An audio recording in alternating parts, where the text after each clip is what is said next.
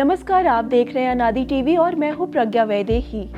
पुराने कागज में कल हम बात कर रहे थे कुमार अंबुज की उस कविता दृष्टि की जो बाहर की दुनिया से ज्यादा भीतर की टूटन और जिम्मेदारी को पहचानती है।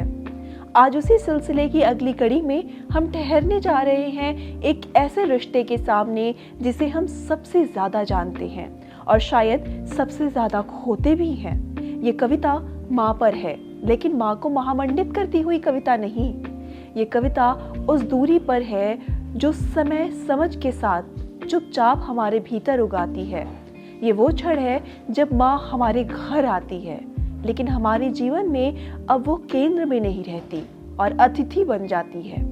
कुमार अंबुज इस कविता में किसी अपराध बोध का नाटक नहीं करते। वे सिर्फ एक सच स्वीकार करते हैं कि अब हम हट करना भूल चुके हैं और माँ को रोक सकने की अबोधता अब हमारे भीतर नहीं बची। आइए सुनते हैं कुमार अंबुज की ये कविता, जहाँ संवेदना ऊंची आवाज में नहीं बल्कि बहुत धीमे बोलती है। माँ घर में आई है, लेकिन वो अतिथि है। उसके पास उसके हजारों बाकी रह गए काम हैं। उसके पास उसका अपना घर है जिसे लंबे समय तक नहीं छोड़ा जा सकता सूना, जो भरा हुआ है बीते हुए समय से। माँ धीरे धीरे चली गई है इतनी दूर कि उसे सबसे स्मरणीय और चमकदार रूप के लिए लौटना होता है कई साल पहले के वक्त में। मैं चाहूं तो भी नहीं रोक सकता माँ को जाने से। भूल चुका हूं मैं हट करना, दूर दूर तक नहीं बची रह गई है मुझ में अबोधता।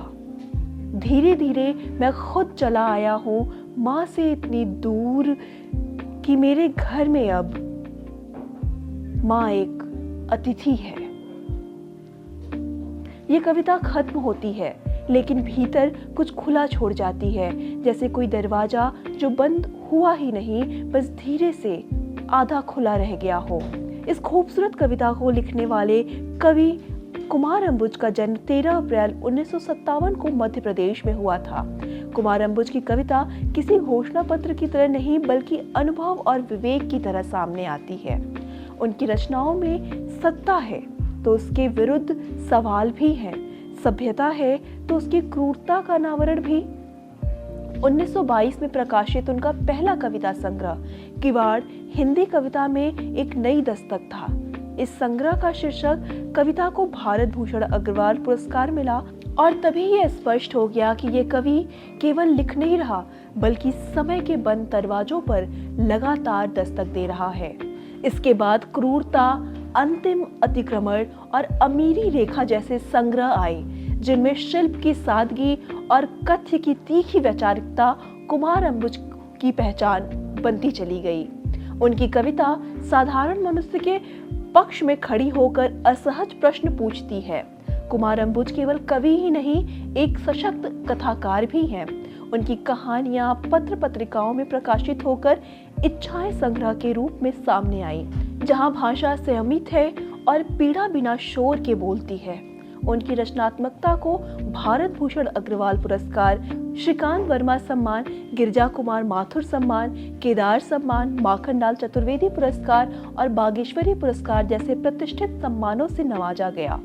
कुमार अंबुज की कविताएं और कहानियां हिंदी और अंग्रेजी सहित अनेक भाषाओं में अनुदित हुई और विभिन्न पाठ्यक्रमों में भी शामिल की गईं। उनकी चर्चित कविताओं में क्रूरता, किवाड़, चाय की गुमती, भरी बस में लाल सफेद वाला आदमी, तुम्हारी जाति क्या है, नई सभ्यता की मुसीबत जैसी रचनाएं विशेष रूप से उल्लेखनीय हैं। वैचारिक लेखों की पुस्तक मनुष्य का अवकाश और डायरी व सृजनात्मक टिप्पणियों की कृति थलचर उनके गद्य की गहराई को सामने लाती है। कुमार अंबुज की कविता दरअसल हमारे समय का नैतिक दस्तावेज है, जो हमें बार बार याद दिलाती है कि मनुष्य होना सबसे कठिन और सबसे जरूरी काम है। यही वजह है कि कुमार अंबुज सिर्फ पढ़े नहीं जाते, वे भीतर तक असर करते हैं। आज पुराने कागज में हमने एक ऐसे कवि को याद किया जिसने शब्दों को सत्ता का औजार नहीं बल्कि मनुष्यता की आखिरी शरण बनाया। मैं हूं प्रज्ञा वैदेही। फिर मिलेंगे किसी और कवि, किसी और समय और किसी और शब्दों के एक नए सच के साथ। देखते रहिए अनादि टीवी। नमस्कार।